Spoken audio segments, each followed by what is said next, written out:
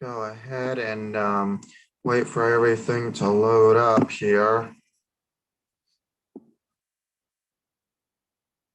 All right. Good evening, everyone. This is Dr. Samuel Lombardo, the Executive Director, CEO, Concierge Agent of SL Models and Talent Agency, LLC. And I am excited to bring to you some interesting news, maybe more like financial news this time, with relating to the performing and fine arts, believe it or not, and investing in this. This is going to be more of an encouragement to you. Now, I was trying to do this earlier, and besides the one reason that I think it might have been, y'all probably actually was a fair witness to God saying, not yet. And so there might have been a little bit of that and plus some other things going on. But now I am here. And I am happy to present to you. And this is going to be very, very true encouragement. If nothing makes you believe anything, this should. Now I do want to bring to your attention that I will be doing a lot of reading for those of you that follow and like to follow me as I'm reading. These are reputable articles that I'm pulling up. So I want to showcase that, and then I'm going to talk with you a little bit, okay? So I will be sharing my screen, so please forgive me, all right, if I'm not watching for any kind of comments tonight. And for those of you that are interested, please definitely support the Community Stars program. You want to talk about investment? I have something for you, a good treat tonight. You're gonna be so excited about what I have to tell you. But first of all, let me get some announcements out of the way. If you have not subscribed, please subscribe to the YouTube channel, SL Models and Talent Agency, LLC. Yes, that is the gold icon with the red ring around it. Indeed, indeed. And let's push it. Let's push for 2,000 subscribers. Happy Mother's Day to all the mothers out there, as it is the eve of Mother's Day. We are well respected. Of course, my mother had passed away, but with the love in our heart, so no matter how far in the distance it is, love still keeps us going. That's how I put it. So even though God the Father is with my mother as she is sleeping, we're getting ready for Jesus to come again. Indeed, indeed. But for those mothers out there, we love you all equally the same as all the single mothers and the married mother. Congratulations to you, and may God be with you as well. I know that there is some Taurus energy out there. It's been this way for the past week, probably a week and a half from me, as Gemini was phasing out of retrograde and all of that. So anyway, that's not something that you probably want to hear on the Modeling and Talent Agency YouTube channel. But the truth of the matter is, anyone that is a Gemini, a Sagittarius, or a Virgo, I have to tell you, this year is going to be very, very trying for these areas because of the squares with the types of energies. You got the Aquarius energy squaring off with the Taurus energy. The Taurus is in total opposition to Jupiter, which is the planet that takes care of Sagittarius. It's just all kinds of funny stuff just going on. And and I'm feeling that energy. But if you are feeling down, just pray, ask God for deliverance, I should say, and just hold strong. And I know that there are some Virgos that were trying, okay, and the easy way isn't always walking away from things, but it is something that you would have to ask God for deliverance for. Some things you have to walk away from. Okay, don't get me wrong there. We're going to talk about that. Taking a walk, that will be tomorrow's prime time show. we're actually going to call it the SLMTA Prime Time, and we're going to discuss what you should be walking away from, because these are three energies out there that sometimes are a bit loose and do not know what they're walking away from, and therefore could make some big mistakes come the rest of this year into the next year. So be mindful of it. I'm going to help you out a little bit. It's not going to be a topic that you would normally hear, but I want to encourage you. And if that encouragement still doesn't help, like I said, you're going to have to ask for God's guidance on that from here on out. So there's that. Please subscribe to the YouTube channel, SL Models and Talent Agency. Share it with others as well. Tonight's going to be a very awesome topic. It was supposed to be earlier. I'm going to do it now. And then also, do not forget to support the SLMTA Community Stars Project for just $5 a month, or you can do more. Just follow us at www.patreon.com/SLMTA. We are actually getting supporters. Thank you for your support. We do appreciate it, but we want to see more support coming, especially from you guys that are big in the entertainment industry. This is not about who can do better than the other. And by the way, that is the mentality that Sagittarius and Virgo is going to have to watch out on come this year into the next 5 years. So, because I could literally break you within the next 5 years, especially when you start squaring off with Chiron and Saturn. Do not try to put yourself out there like, I'm going to show you, I want to prove to you. You do not have to validate nothing, okay? You don't have to validate nothing. They don't want to believe you, that's fine.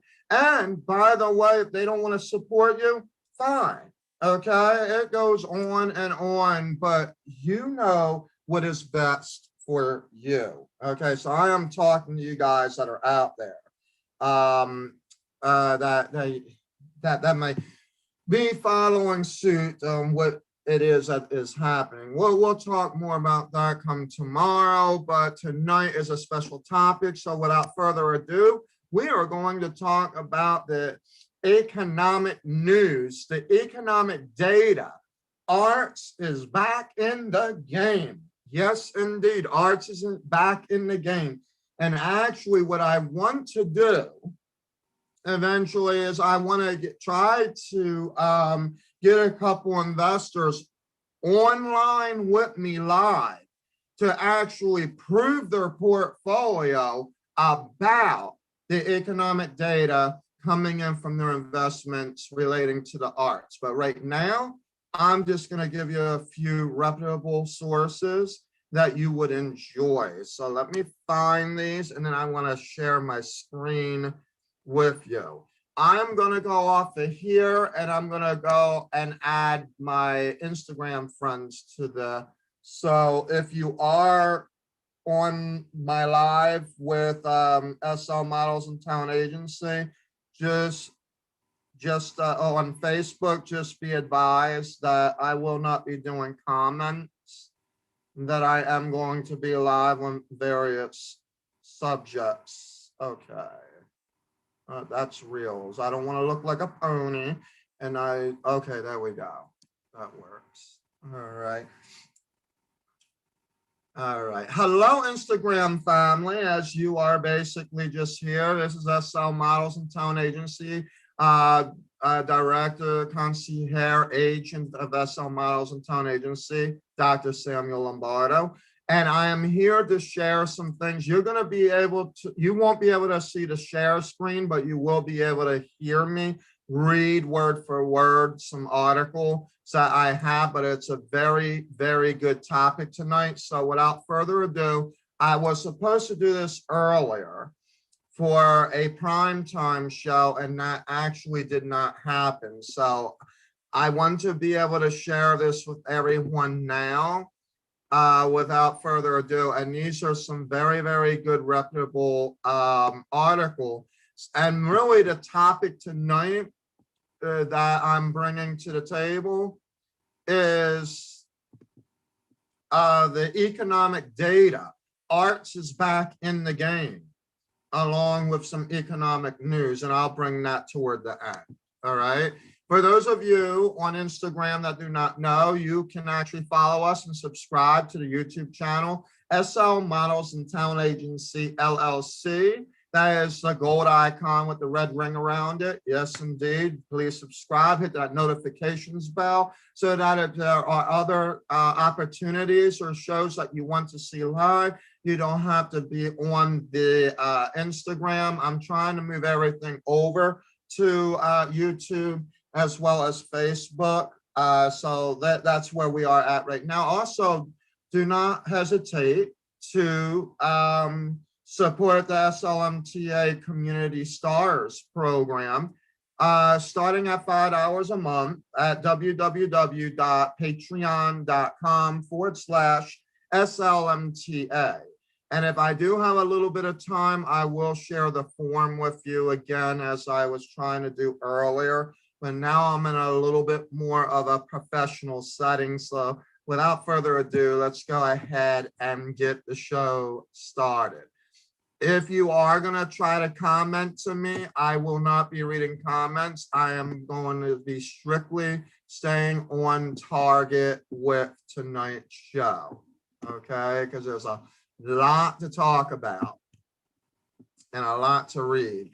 All right, here we go. Here we go. Okay, we are sharing that. Our first article for tonight is why you should invest in artists and not art. Now, I have somewhat of an agreement and somewhat of a disagreement, because you can actually invest in the arts, not just artists. But we're heading in the right direction, so let's start here, and then we're gonna continue on. This was written by Marin Tangi, May 10th, 2019, and it's about a 5-minute read. If you want a return on your investment, it's time to think about Bart Simpson. As funny as that could mean. That might sound strange, but we live in a new age of art investments, and a new era of art investors. Well, this is interesting, okay? And it is for this reason that millennial collectors descended on the Sotheby's auction in Hong Kong and acquired $28 million worth of art inspired by the Simpsons television show. Wow, and this is no joke. I'm reading this word for word. All right. This is indicative of the direction of the new digitized art market.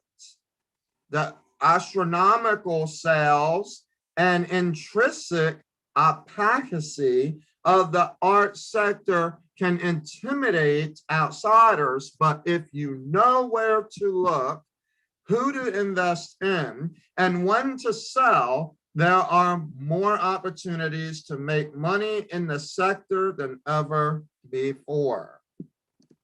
All right, well, let's see what that thesis gets us. Art has shown itself to be a strong long-term investment over the last 18 years, outperforming most of the equity indices and increasing steadily in value. Sales in the global art market reached $67.4 billion in 2018, up from $63.7 billion in 2017. Wow, interesting note. Okay, art is often regarded as an emotional investment. Now, I want to stop here a minute. It only took them 18 years ago to figure out that art was important. I just,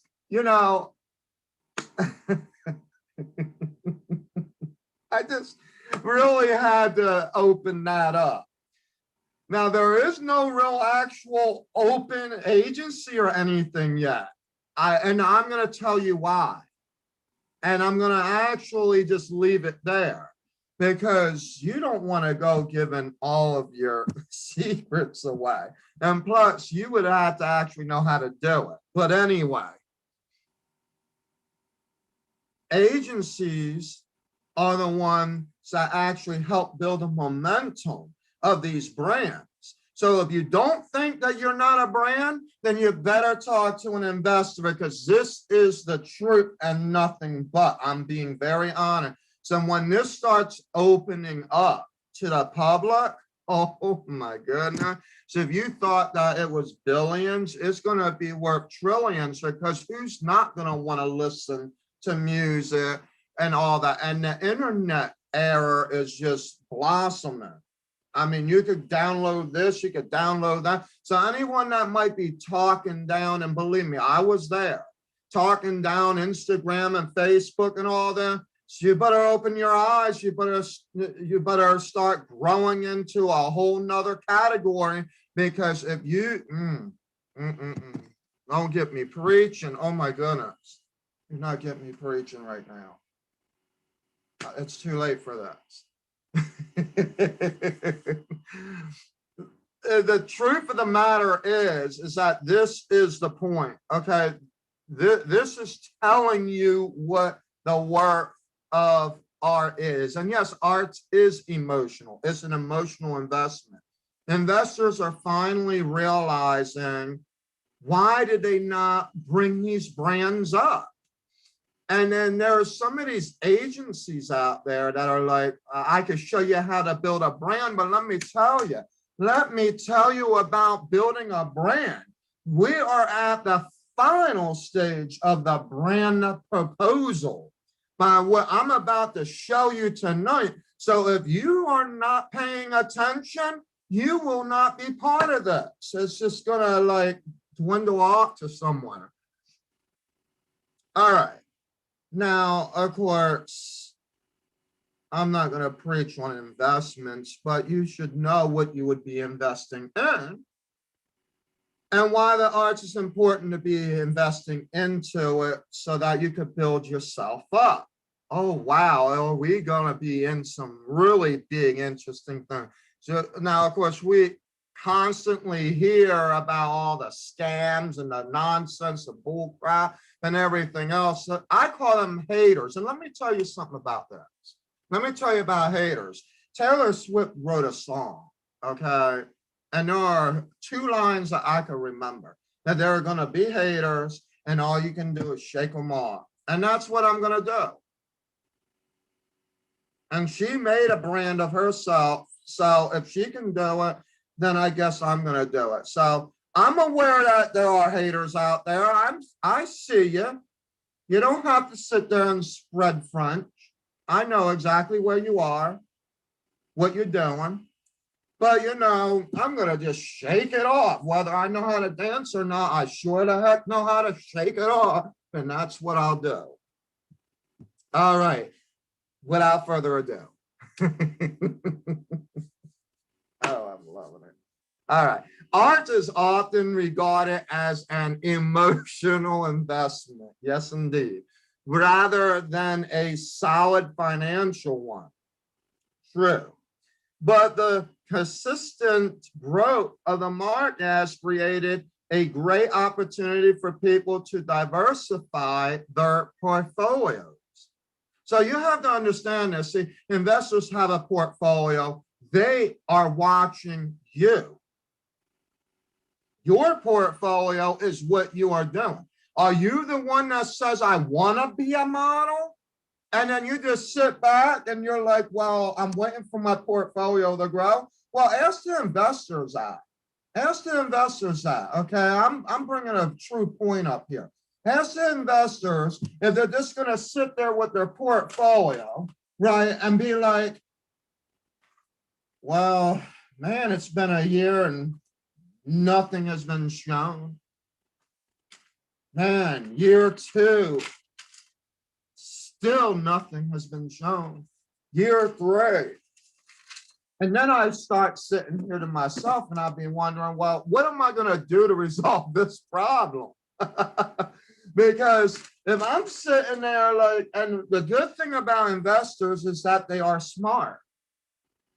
So you might be able to get a little bit more of the entrepreneurial side view of your brand, along with an agency that knows how to build your portfolio brand.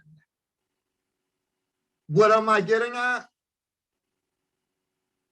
It's almost to the point that you can actually get someone to help support you in your way, but you got to know what you're doing.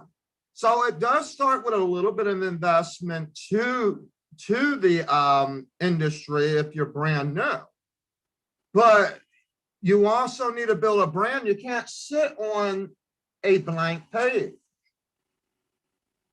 You cannot. Because that blank page ain't going to guarantee you anything but nothing. That's all it's going to guarantee you. But if you have somebody help you put something on it, then you'll get somewhere. All right. Investing in the big artists such as Jeff Koons and that one I'm going to really butcher. I'm sorry. A wavy is what? Wowie. Anyway, I rather just spell it if I can't say it. AI, first name, last name, WEIWEI. Okay, is safe because their growth is steady, but the slower speed at which your potential returns appreciate will reflect that. As an entry point, this is also an end of the market that is inaccessible to all but the extremely wealthy. Balloon Dog by Jeff Koons sold for $58.4 million in 2013. Wow, so we know who's hitting the record over there several years ago, about 8 years ago. A more accessible, more rewarding, and a more riskier part of the market is in targeting up and coming artists. That is true. Why do you think I sit here and I stress that you need to be prepared to actually showcase who you are? That we need to help you build your brand. There are many other agencies that are doing that too, for this particular reason. Now, you might be looking at it and saying, well, if it's riskier, I don't want any part in it. Well, no, what's risky is the fact that you would have to invest before the investor believes in you. The only way that the investor is going to believe in you is if you're doing the action. This has nothing to do with an agency. Now, the agency, on the other hand, if we're building up our brand, like our roster and things like that, and of course, our portfolios of clients are proven track record, and we really are looking for professional, ready, well-being. We're not talking about up and coming or targeting up type artists. We're talking about like real artists that are actually ready. I could call them tonight, they'll fly out tomorrow, ready type artist and model. So yeah, that's what I'm talking about. But you can't be there as a dreamer until you are able to build up your portfolio, your brand. And that takes work. All right. And let me just be very blunt and straightforward with you. It takes money to make money. You want to know why? These investors have to be able to have the money to invest in you, but you got to be able to have something to show them that they are even worthy in investing in you. Do you think that they develop their portfolio of investment with no money?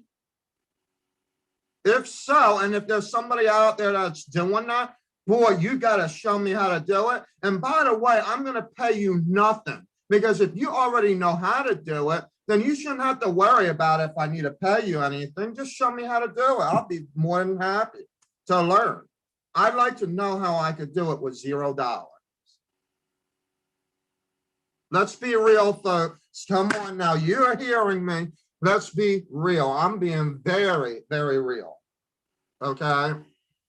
So it takes money to make money. It's going to take a brand to be a brand. Okay? You want to be something, then you got to be there. You got to do it. You got to do the work. Don't just sit there and dream it up and wish, oh, I could have, I would have, I should have. You know what? It don't matter to me. And if you're a hater, well, go hate. The only person you're going to be hating is yourself, because you keep saying it to the wrong people. Just like that one person that was covering it up with a cat and a dog photo. Let me tell you something. If you want to cover yourself up, and then you're going to go talking to one of my top models about how you hate SLMTA, and then you don't even know who I am. Well, now you just lost yourself an opportunity, because this top model that is on our team is not just any old top model. He is part of, he's worked with Gucci. He has worked with Calvin Klein, many different places. I'm not even going to mention all of them. So yeah, you could just take you and your jealousy and try to make a brand out of that. See what kind of money you get out of it. See how much money you can make out of hating somebody, and then let me know. I'd be curious. Why don't you pose as an octopus with 8 legs and actually show me where this leg's doing this and this leg's doing that, with all these different things like your ego, your pride, your jealousy, and your and all that. So now what I'm going to ask you is, where's your love at? Because and then after I ask you where your love is, I'm going to also ask you, well, where's all that money that you be talking? All right, there you go. So that's that. All right, so continuing on, right? The best way to mitigate your risk is through research and diligence. Exactly. You want to do due diligence. You want to know about what you're getting involved with. And it's not just an agency, folks. You need to do the research about how you build a brand. So that if some agency tries to tell you something that doesn't sound right, at least you did your due diligence and you have something to back you up. See, we listen to constructive criticism, but even if you're thinking that it's not destructive and you're trying to say it is constructive, there is a difference. Constructive is a goal that is outlined to make something happen. Destructive is a scenario where even if you sounding like it's constructive, it still puts the person down. So it could be the way that you're saying it. It could just be that it's not, it could sound like a bunch of excuses. Well, you know, what if some people like looked at it like, let me tell you something. That's not my job to figure out what some people are going to be doing. If that's how you're thinking, then you got to figure out how to get out of that mode. I can't tell you how to do it. Okay, I'm going to tell you that straight up. I don't know your mind. Okay, you can come up with every excuse in the book. It's not going to matter, right? So, yeah, and I skipped a whole entire paragraph. So let me do this. A more accessible and more rewarding a riskier part of the market is in targeting up and coming artists. So that means what they're actually trying to witness to me on is these dreamers, these wannabes that say, oh, well, you know, yeah, I want to be a model, but then they just sit around and there's every excuse in the book. If it's not all the excuses about how you could be a scam. Then it's all the other excuses about why it is that you don't have time to do anything. That I'm busting my butt, I can't do this, I don't have money to do that, and all this other stuff. Well, you know what? These folks do the work. If you're afraid to do the work, I don't know what to tell you. And sometimes you have to do it. Even a new business, it takes 5 years to bust your butt. So if you're saying you ain't got time for your life, then you need to figure out how you can make the time.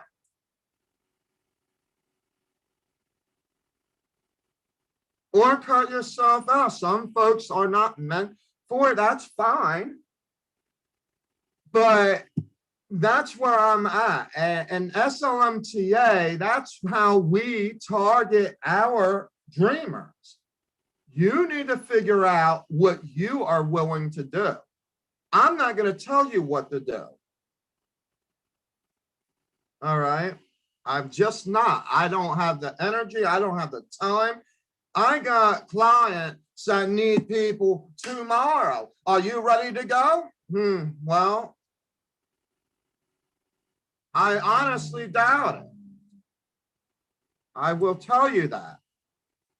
Okay, well, not everybody. There's a few that probably are ready, but there are some out there, they don't even know that what I have available.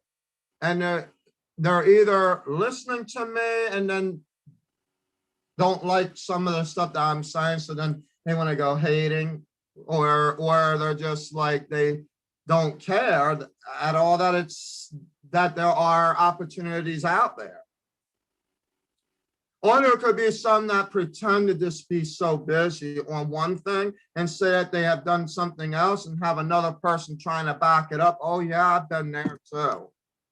You know, they know how they say, hey, you got to live with the person to get to know them a little better. Well, that's what's going on a professional level. Like I'm signing certain individuals, and I'm watching. Oh yeah, I'm watching like a hawk. Okay, like for real. I'm watching, and I'm sitting there like, so are you a casting director, or are you in a movie, or are you sleeping in a bed? What are you doing? I don't understand this. You know what I mean? Like, I'm trying to figure these things out. Like, I don't understand what's going on, you know? But yeah, the job orders, they come up, they are what they are, and you know, not everything is going to be easy. Okay, so anyway, there we go. If you can catch an artist at the takeoff point of their career, then there is a fantastic opportunity to cash in on the exponential increase in value of their work. This could be before they secure their first museum show, or before another kind of big break that significantly broadens their exposure and their market of supporters. So understand this, that this article is being written in the perspective of an investor, okay? And therefore, if you want to invest in an artist, you could do so. Hello again, Jason. How are you? Thank you for visiting. So that is that. Okay. The best way to mitigate your risk is through research and diligence. This can be challenging, as while there is plentiful data available on the most renowned artists, there are fewer information points for those in the upcoming bracket. Well, I'm going to tell you the simple reason why. Agencies are not going to flood the gates with a dreamer or a wannabe that's basically just simply saying, I want to, and doing nothing. It doesn't do anything for the target. You can't even build, let alone a portfolio, you can't even build a fan base off of doing nothing. You can't. And by the way, before you embarrass yourself with a fan base, you better make sure that you have your target together and the brand. There is no sense of doing fan base of anything if you cannot get your brand and your target together. Are you hearing me? I hope so. I hope so, because that is marketing 101. Okay. Marketing 101. And right now, the investors are actually confirming it. So it ain't just me saying here, blah, blah, blah, blah, blah. I'm actually proving it to you right here. If an artist's work is selling for, well, now they're using pounds, 20,000 pounds, this could be because it is being sold by a greedy gallery that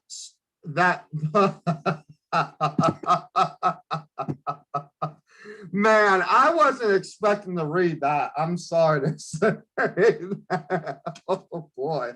Woo! Let me repeat that sentence. Hold up. I gotta back this thing up. Okay. If an artist's work is selling for 20,000 pounds, let's equal that out to the dollar, what's that, like $35,000, okay? This could be because it is being sold. Oh, wait a minute, 20,000 pounds. No, pounds is worth more than that. Okay, so it would be like between eight and 12,000. I don't remember the currency point right now between pounds and that. But anyway, so if an artist's work is selling for like $8,000 to $12,000, this could be because it is being sold by a greedy gallery that pays high rent and has a couple of buyers behind it. Or it could be that the artist has strong market of over 40 collectors, a series of major shows planned, and multiple partnerships signed. So there you go. So you have the one negative, okay? It could be the greedy people with their galleries or whatever. That could be true. But what the investors are actually telling you, or point blank, it's not really because of that.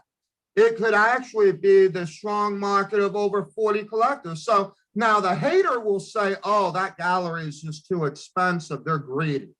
They're just, no, right? Like I could have just stopped the sentence right there and then start talking to you. I could have said, oh, greedy galleries that pay high rent. Well, boom, what? But you have to be able to continue following your read. Because if you notice, the comma comes after behind it and then the word or. So what they're really stressing is the fact that it's not really this. It is the fact that this artist actually have some momentum. So if you're a hater, then go take you and your hating self and take that out the door. All right?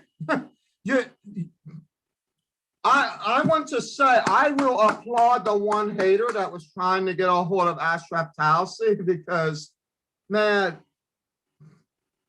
boy, had enough guts to try to do that. I will tell you that. But that's what it is, okay?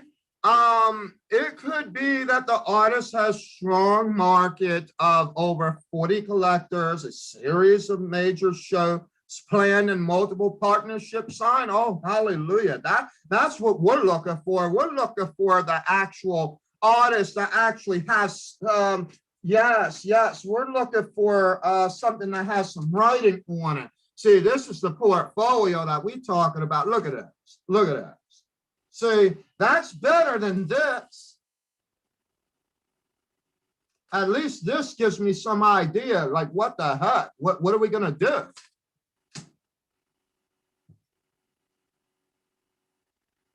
All right. As we continue on, man, I've been stuck on this one article, okay? But I just want to let you know, because now I'm going to just start reading. Okay, here we go. Okay, the art market still lacks transparency. That is true. Okay, that's coming from an investor. The art market still lacks transparency. We as agents, agencies, us as artists, models, singers, etc., we need to be more transparent about what we are doing and stop overexerting and stop underestimating what we are doing. There are people that are really overexerting themselves to the point that they're like a Taylor Swift before they even got the first, I don't know, gold, is there such thing like gold level of CD, you know, on a national level, or probably trying to put themselves like they should be priced at like a Beyonce type price because they were on a top chart of a thing inside of a city in one state. Come on, folks, like just be more transparent, okay? That's what that's saying. The art market still lacks transparency, and this represents the greatest challenge to entry point investors. Oh, yes, it does. Why do you think I wouldn't even invest in dreamers? Come on now. You think I'm going to sit there? That's why I stopped doing free stuff. I really did. Now, I do some free things. I will do some free basic training. I will do free online boot camp type programmings and find individuals that would be able to like be part of it, you know, that kind of thing. But most of the time, for me to get someone, say, from Hollywood for real to go in there, you're not just going to be sitting there like, yeah, could you do this like pro bono? Like, and I've already been down that road anyway. Before, even after like embarrassing myself for 1 minute to the next. Now, does pro bono happen? Yes, it could fit into other things. Like say a singer has like 4 songs or something like that they want to give you for a certain price. They might say, okay, I'll slip a 5th one in there or something. That like they could do that. Okay, but to actually say that they'll do it pro bono, especially in this day and age with a pandemic that of 100 years, oh my God, yeah, pro bono is like just Spanish and nobody understands. It does happen though. It does happen very, very seldomly though. All right, I founded MTR Agency, the first talent agency for upcoming visual artists, to respond to this untaped opportunity in the market and to provide financial support to the best new talent in the art sector. We have found that for the more successful artists, you can expect an increase in value of work of over 150% year on year. We receive around 200 portfolios from artists each month, and our selection committee then selects the best and most commercially viable to sign with us. And honestly, that's how SLMTA works as well with any art sector, whether it's fine, performing, and or the modeling industry. While information on some artists is scarce, there are variables that you can analyze to determine who has the best chance of becoming successful. These can be split into 2 main categories, technique and character. Key technical indicators that the more talented artist display is a unique technique. One of our artists, say, has developed his own unique biodegradable paint that allows him to paint pieces on the environment that are thousands of meters in size, which is an intriguing point of difference. And this would be him right here in this picture coming up.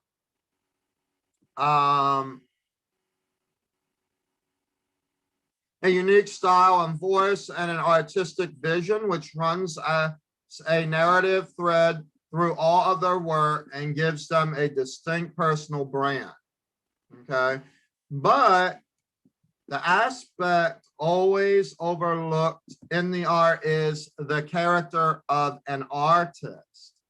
An artwork can be seductive on its own, but without placing it in context of the career of the artist behind it, you can't know whether its value will appreciate or depreciate. That's right. So it's one thing to look all sexy and have all the fine dining and be all like oozy poozy, like, like, yeah, I'm used to all the people climbing all over me and everything else, but that doesn't really show any character. Now, will those same people invest in you?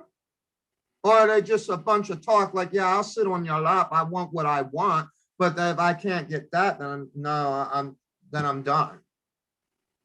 Sometimes some of these things that I read or what I'm talking to you about will help you determine who a real friend is too. Hallelujah when I say that. Lemon water, perfect. I love it.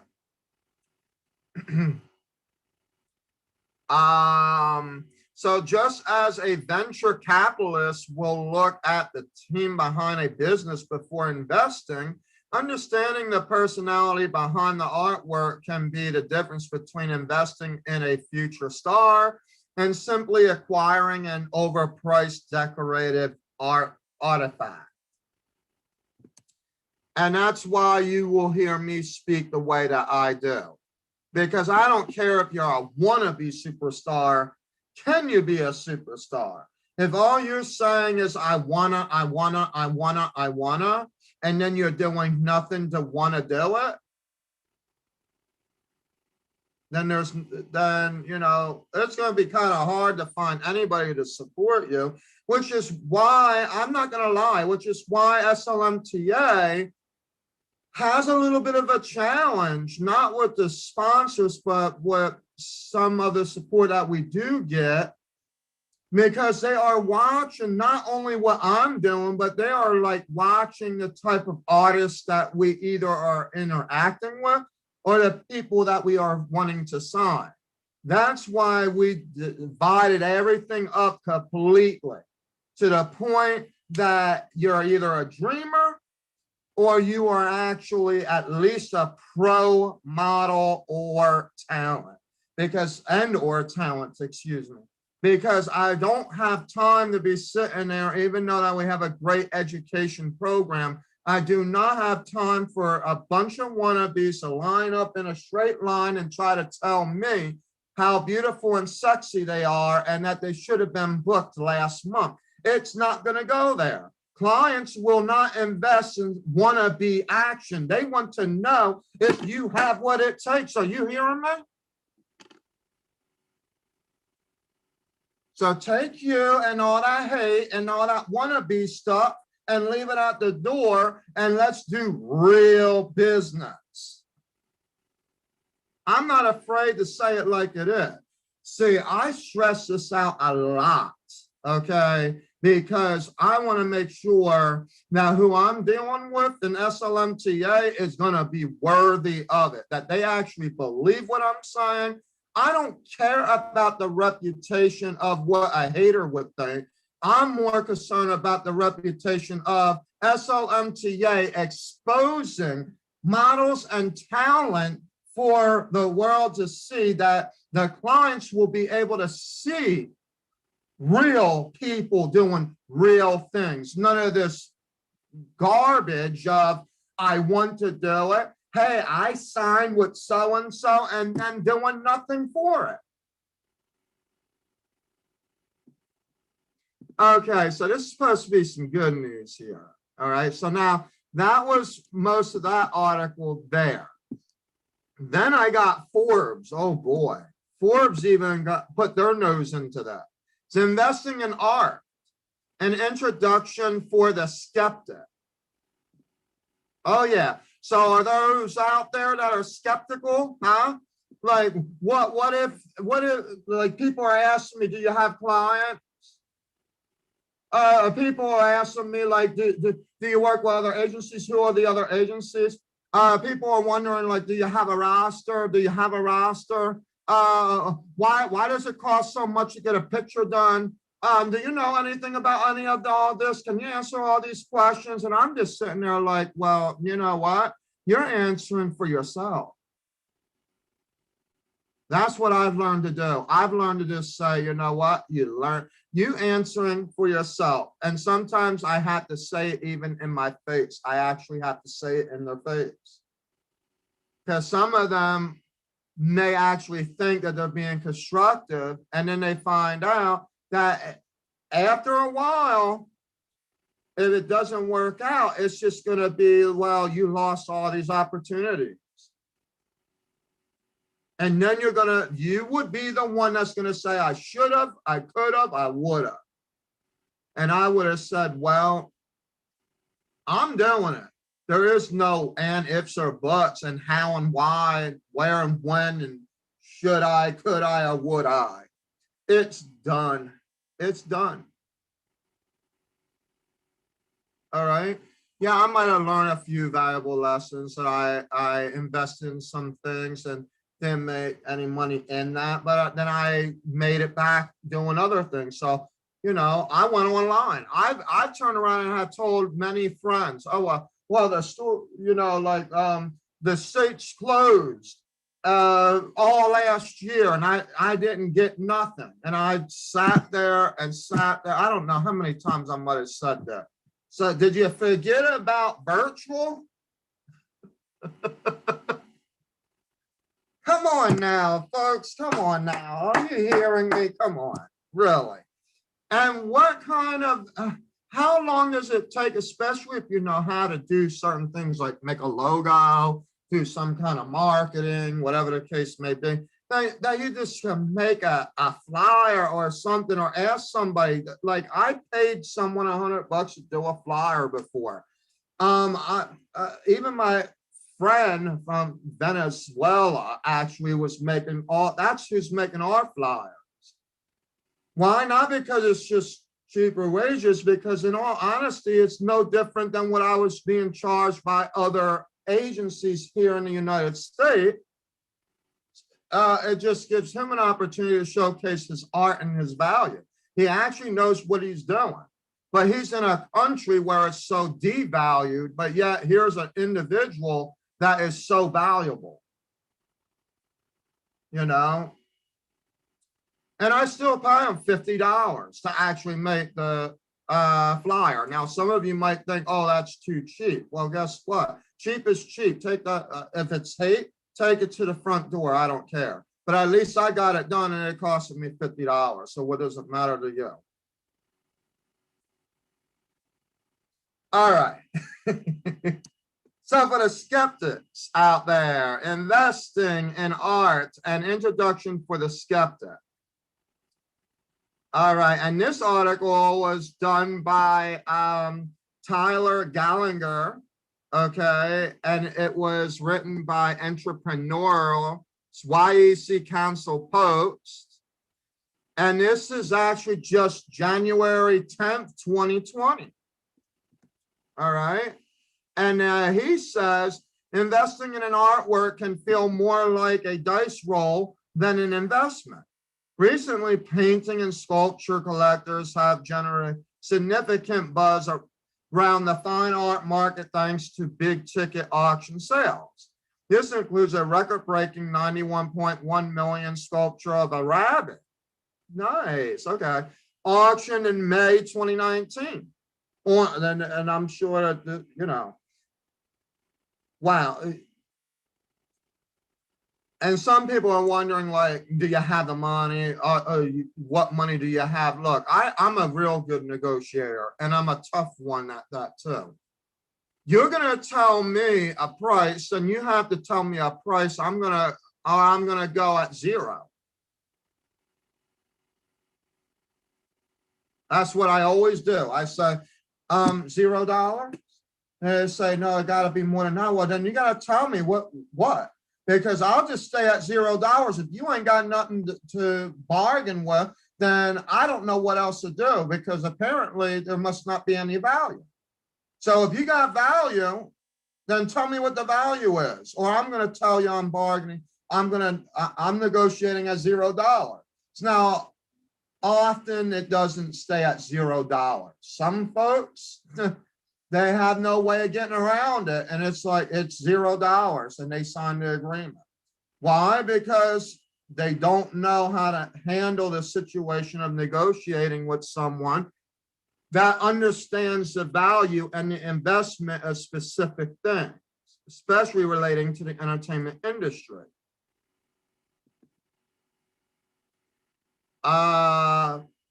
This includes a record-breaking $91.1 million sculpture of a rabbit. Yeah, I've read that.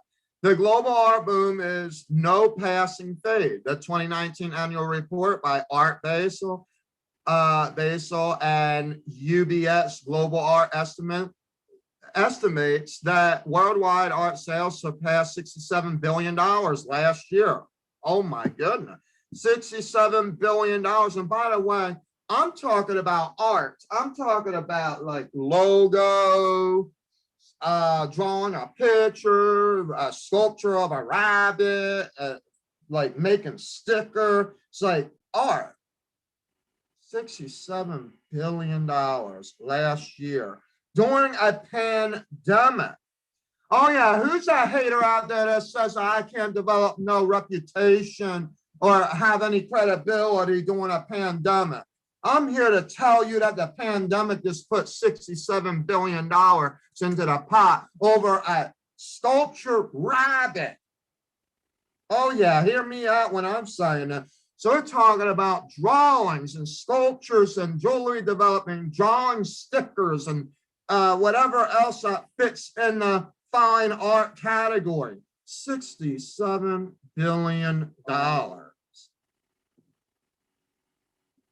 I wish you, I bet you wish you could have been part of that, right? I wish I could have, I should have, I would have. Well, guess what? You might have a chance this year to get back in the game. Oh, yeah. But are you going to sit around and figure out how it's a scam? Well, I'm here to tell you where it's not a scam. Forbes is telling you where it's not a scam. I just got done talking about, who was it? Yeah, Marine told you it's not a scam. I'm about to draw another article that tells you that's not a scam. The scam is only for haters, okay? They don't know what else to say but to use the word scam because they don't want to do the work to actually get in there. A real scam is when you have like this random, I'm going to give an example. You got this random, I don't know, funnel click that you're clicking on, and you're trying to figure out where your money went to. You never got a product and you can't get a hold of nobody. And all they tell you a week later is, congratulations, your order is being shipped. Do not reply. And then it will say like something like sayonara, you know, the wannabe that you don't know. Because there is no name. There ain't nothing attached to it. So that's usually what happens. That's what a scam is. So I don't know what a bull crap is coming on along the line. The other part of a scam is when it's not about how much they're charging. It's about the fact that they are overexerting what they are doing to try to say that they want to actually charge more, when in reality, they could just be sitting at the desk drawing a picture of Mickey Mouse. And you paid $3,000 for that. But there is no other person, but maybe if you're lucky, you might be the one that goes with them. But it could be either Disney or some agent that knows Disney that might be sitting there. Or they might claim that they know Disney just because they know the person that actually is doing that class to make it look more exciting. They're the things that actually are a scam, not the reality of real actual national agencies, okay, who are either developing reputation or has a reputation with strong credibility to back them up. So, I mean, you had been a long shot to turn around and actually say that SLMTA did not have credibility during a pandemic, because I'm here to tell you, I'm basically here to tell you that you don't know what you're talking about. It's true that you can net serious returns by investing in prized artwork. However, investing in art has its share of risk and drawbacks. Here's another thing about investing. It only costs $25 to get listed with Art Prize. Now, I wasn't going to be a vendor because I'm not a vendor type of scenario, but I could have been an agency that would have actually invested to bring artists in there, and that even includes singers and all that. But guess what? The time has passed that you could sign up when I've been sitting there talking about this art prize for I don't know how long. And even embeddingly, I've been talking about it throughout the year.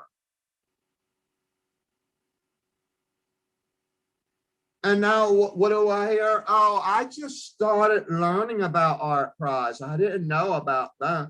Well, you know, you could wait another 2 years or whenever it comes up again, or you can just go and visit so that you can see what you missed. But that's basically the reality. Is the opportunities come up, all of a sudden it's, oh, there's a fee attached to it. Yeah, okay, well, Art Prize is not just some made up thing, okay? It's been around for years, even longer than some of them, some of the conventions that are out there. They've been there for years on end and have the credibility all the way around. They have people that fly from Spain and from Paris and from everywhere. Okay, China, South Korea, or wherever. And they're all planted 15 million at a time every single day for 30 some days in the middle of a city. So no, this isn't just some, they're just wanting to make some money. You just don't want to actually invest and actually put yourself out there. Or you're saying that you are something and you're actually not what you say that you are. One of the two.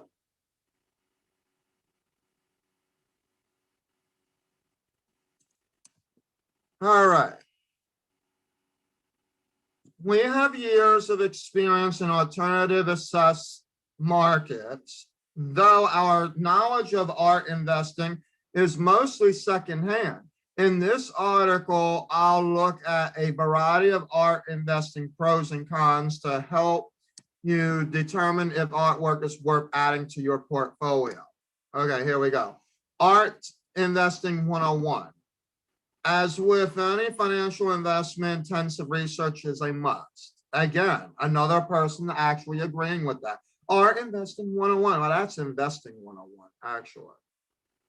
Before getting started in the snares of the fine art market, dedicate several months to passive observation of art auction, news, and valuation trends. To get a better sense of high-value art pieces and artists, speak to a curator or art specialist who may be able to give you an inside scoop. As a result, the works of prolific living artists are appraised at a value lower than those of a deceased master artist with a finite number of works attributed to them. Therefore, art produced by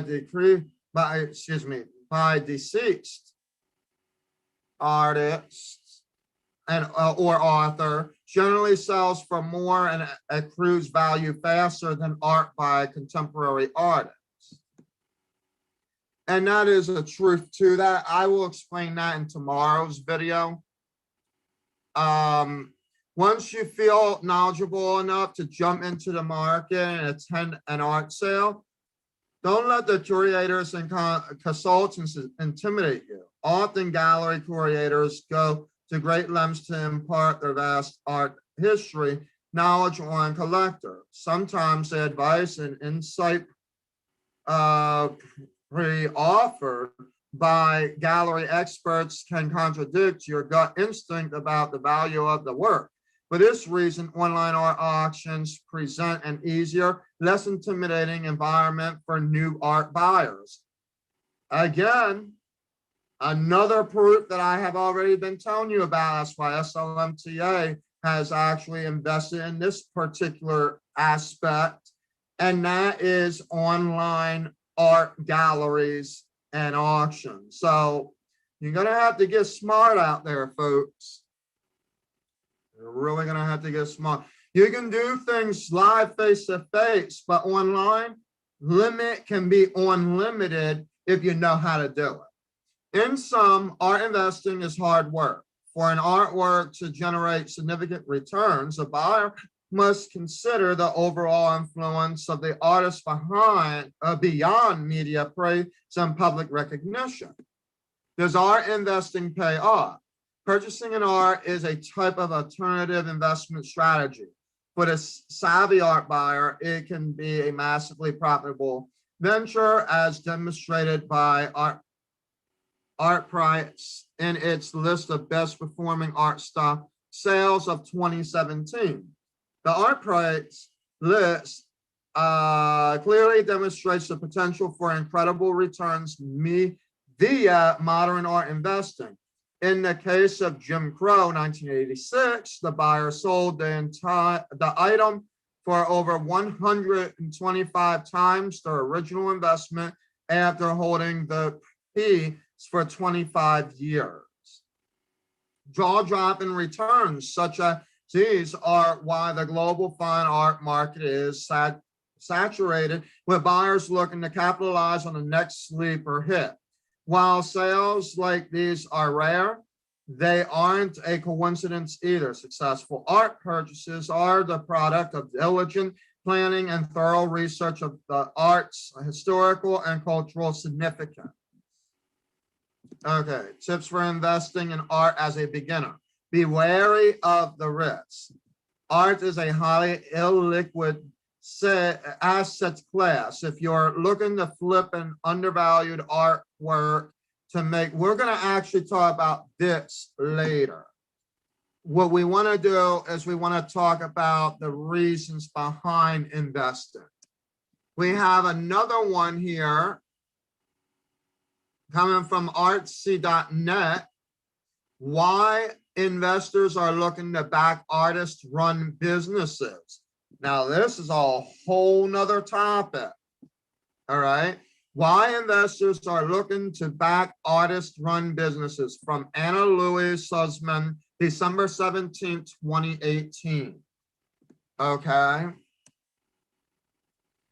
Nearly 2 decades ago, when Laura Cullinan was the deputy chief investment officer of the Rockefeller Foundation, she saw an interesting, if unconventional, investment opportunity. A loan to a recording company, Smithsonian Folksway Records, part of the Smithsonian Institution's effort to preserve the world of sound. She loaned the record label a significant sum on behalf of the foundation. Hallinan recently found herself sharing the history with the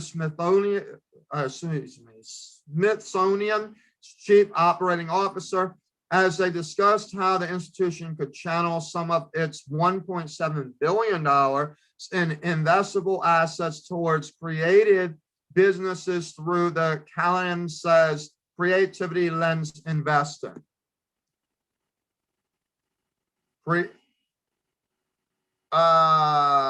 Creativity lens investing is an emerging subset of the broader field of social impact investing, in which investors look not just at financial return when evaluating a potential investment, but also at the societal benefit it could generate as well.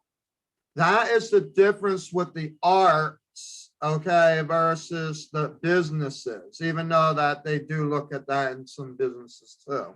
But with art, they want to know that they will be able to be part of your social class, your fan base, all of that, because their goal is that they will invest in you, but they're investing in you for the purpose that they are looking for something to come back. That's just how it is with any other investor. So it's still something that you can decide on, but I'm just telling you that the arts has reached that level where some artists are actually, they can almost claim themselves as public and really get themselves world renowned on a much higher level, like stock market, for example. Historically, Callanan said the arts community has not been engaging in conversations around impacting investing, seeking funding through more traditional channels, such as private philanthropy and government support. But a growing body of research, much of it by University of Pennsylvania economist Mark J. Stern, shows that investing in creative placemaking yields multiple benefits, including quality jobs, social connections, and civic engagement. So it's a very important thing as to why you want to actually invest in businesses relative to the entertainment. Callanan, a former McKinsey and Company consultant, specialized in impact investing and senior deputy chairman at the National Endowment for the Arts, founded Upstart Collab to bridge the gap between the huge pools of institutional and philanthropic money available for impact investing and the artists and creative people who needed to grow their businesses. The aim isn't to fund individual artworks or projects, but rather artists who have decided that they want to move beyond the studio, she said. And like other social entrepreneurs, they want to use the marketplace to scale and sustain a concept that they have. They got a brand like Taylor Swift, Beyonce, and all these, right? They have their brand. They want to move it on. They are already at the as far as the top that they can get to. Okay, or that there is in the ramification of what it is now. But you know, it will be very interesting to see if some of these folks actually become open in the open market. It's going to be very interesting. It's about producing a lot of beautiful things. Yes, indeed. It is about producing beautiful things. Let me tell you something. The arts are just as important. I say arts generally, okay, all of it. Fine, performing, and even the fashion and model, okay? They are just as important, if not even more important, than psychiatrists as well as health individuals. Why do I say that? Because most of the emotional rebounding comes from the art. So even if you don't know how to do art, you can learn art and feel free. At the same time, if you are an artist already doing it, you will become more freer, but you are developing beautiful things. Either way, it's a win-win situation, both mentally and physically. I've actually arrested that case, but now I'm actually proving it to you by investors. Robin Rech, a Berlin-based artist and entrepreneur, is using a creativity lens investment from Purpose Venture to help scale up Co-Gallery, a business he founded that organizes intimate art tours of galleries, artist studios, and private collections in Berlin, London, and other European cities. Rich had been seeking an investment in the range of 200,000 to 800,000, but found that venture capitalists kept asking about his exit strategy. In other words, how he planned to sell the company and make the investment pay off.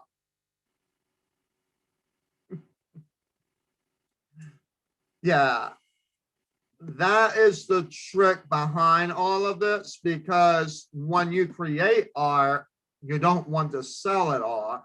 You want to continue it, and it's your legacy. There's where the biggest difference is. I don't want to sell it, so basically 95% of the regular investors would not be interesting for me even to target, Rich said. This is a conscious business, he added. It's not just about making money, it's about producing a lot of beautiful things. It's about bringing people closer to art, creating friendships, finding art that you love. Some investors told Rich they would privately support his project because they believed in what he was doing, but had to take a more mercantilist view for the venture capital funds they oversaw. So Callanan, who is an advisor to Purpose Ventures, was drawn to collaborate with the fund after seeing their investment in Rich's firm. She sensed a synergy between Purpose's investment thesis to make long-term investments in companies that intend to remain independently owned and get repaid through dividends and share buybacks, and the community-oriented mission of creative lens investing. Alexander Kuhl, the founder and partner of Purpose Ventures, said Callanan has been instrumental in helping the fund bring the creative economy into its portfolio of investments. Before we met her, we didn't realize that our investment thesis around ownership structures is of particular interest to people in the creative space. Creative social entrepreneurs, people who broadly are building startups that have to do with arts and creativity, he said. There's a particular reason for that. If you work with a community of artists, if it's a digital product or something like what Co Galleries does, something that showcases what artists do, then your business model is dependent on this community of artists wanting to contribute. Startups that are eyeing a sale to a media giant or another big technology company, Paul said, will lose the support of those artists. By contrast, Purpose Ventures' model of stewardship ownership, in which the company reinvests its profits in the business and retains decision-making powers, makes it a natural fit for creative businesses that rely on the support of a community of artists. These artists will not want to contribute, Pearl said, to a company that's solely seeking to maximize profit. They have a very different intention. They're not interested in making an investor rich.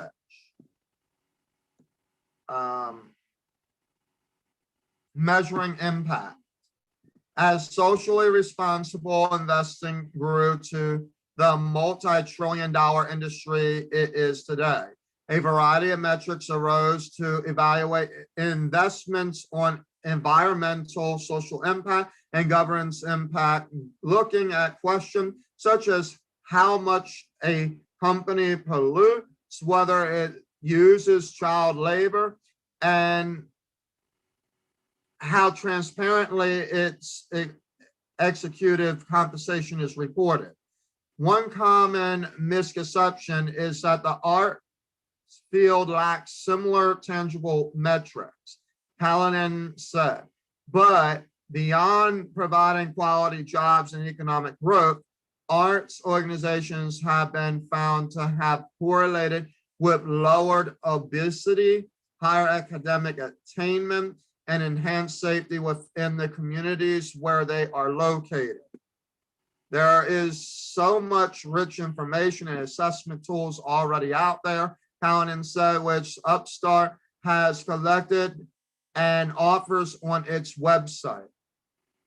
They have been developed for arts funders, foundations, and for arts government funders to make the case about why we should have government funding for the arts in America. And they're actually incredibly relevant and useful tools for folks working in community development with an emphasis on low-income communities or other types of impact investors.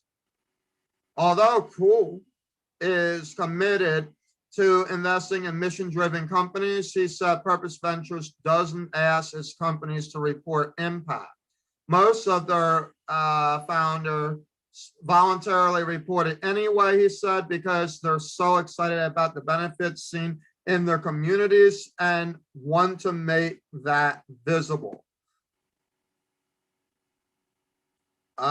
We are a little skeptical of impact targets because they can make you skew towards narrow goals, said Cool.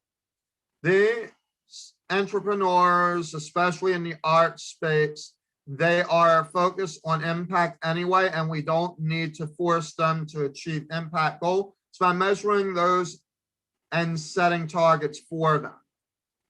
Rich, for his part, hasn't yet attempted to quantify Co-Gallery's social impact, but said he has been overwhelmed by the quantitative feedback he gets from people who have taken his tours.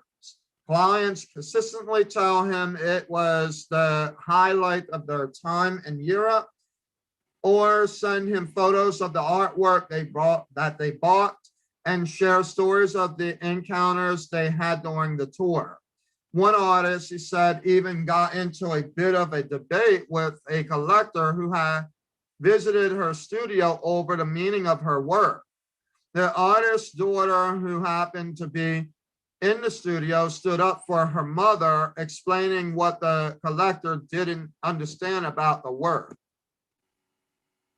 It felt completely uncomfortable on all sides because I bought them together, but then afterwards, this collector became a friend of the artist, Rich said. Something came out of this encounter that is much deeper than buying a work of art. Future opportunities. Hallinan is also eyeing museums, art schools, and artist-endowed foundations, which have been largely missing from the impact investing conversation, she said. By Upstart's calculations, these institutions have at least $58 billion available to invest, some of which can be geared towards the arts and related real estate venture, such as affordable housing for artists. That figure is based on the endowment values of the largest 375 arts institutions in the US and includes art schools, libraries, and other nonprofit organizations. Upstart also hopes to partner with 10 families and foundations over the next 3 years to build out the creative economy impact investment market. Evan Beard, who oversees Bank of America's U.S. Trust Art Services Division and is a regular artsy contributor, said impacting investing was or has been slower to take hold in the art space since collectors and arts patrons prefer to gift or invest without an intermediary such as an impact fund, and traditional arts philanthropy already works well. But he said the gallery space is ripe for disruption through impact investing. The business model for small to mid-tier galleries is too capital intensive, yet they play such a such a critical role in discovering and developing new artistic talent, he said. Impact investing models could be an option. Hallinan encourages artists themselves, whatever their net worth, to seek out ways to make their investment dollars count. Any of us who are part of the financial banking system can operate as impact investors, and we can bring that philosophy and our values to our banking, our credit, our investing activity, no matter what our level of wealth is, she said. The main thing I would encourage creative people to do is use their financial position as another way to express their values. And there you go. That is from Anna Louie Sussman. Why investors are looking to back artist-run businesses, December 17th, 2018. Coming from artsy.net/article/investors-artist-run-businesses. There you go. We have a few other ones. I think that we're going to quit here for now. What we're going to do tomorrow is we're going to expand on so we're going to talk about arts and culture. We will also read articles coming from arts.gov. Okay, that's the National Endowment for the Arts, a good article on during economic highs and lows, the arts are a key segment of the U.S. economy. So they're going to explain why the arts is actually the key to the U.S. economy. And then we also have something from the NASAA-arts.org entitled Facts and Figures on the Creative Economy. So we're going to actually be talking more economic tomorrow. Today was more about the investment side of things. So if you like the content that I was sharing today, please subscribe to our YouTube channel, SL Model Talent Agency LLC. There's a gold icon with the red ring around it because we're going to bring more topics to this. We're also going to bring some stimulus updates relative to the entertainment industry as well, so that you know what to do, what to prepare for, things in that way. We want to help small businesses in the entertainment world. Also, those that are independent artists. Yes, this is for you as well. If you lost a lot of money, PPP, you should have really gotten it before it went out. If you didn't get it, I apologize. Hopefully there will be another round of PPP. We hope that there will be another round of PPP because the artists, some of them are actually really starving right now. Like they actually do need some financial assistance, where others really know what they're doing outside of government support. But yeah, I just wanted to bring it to your attention that we're going to be starting a lot more of these topics. I've been stressing about other topics in the past, so I think that we're past that now. I really don't have time to be sitting here convincing dreamers about doing what you have to do. You should know what you got to do. Okay. And if you don't want to be a model, you don't want to be any part of the talent, then don't be it. But don't hate either. Leave that at the door. Leave the negativity at the door. Come on in. We can celebrate together. We can make things happen. But only you can make it happen. I can provide opportunities. That's all I can do. And this is an opportunity here. Let's go. Let's make it pop. And don't forget, Spring Fling. Yes, indeed. Spring Fling and Kids Showdown Extravaganza is now live. SLMTA.submittable.com/submit. See you there. Thank you. Have a blessed evening.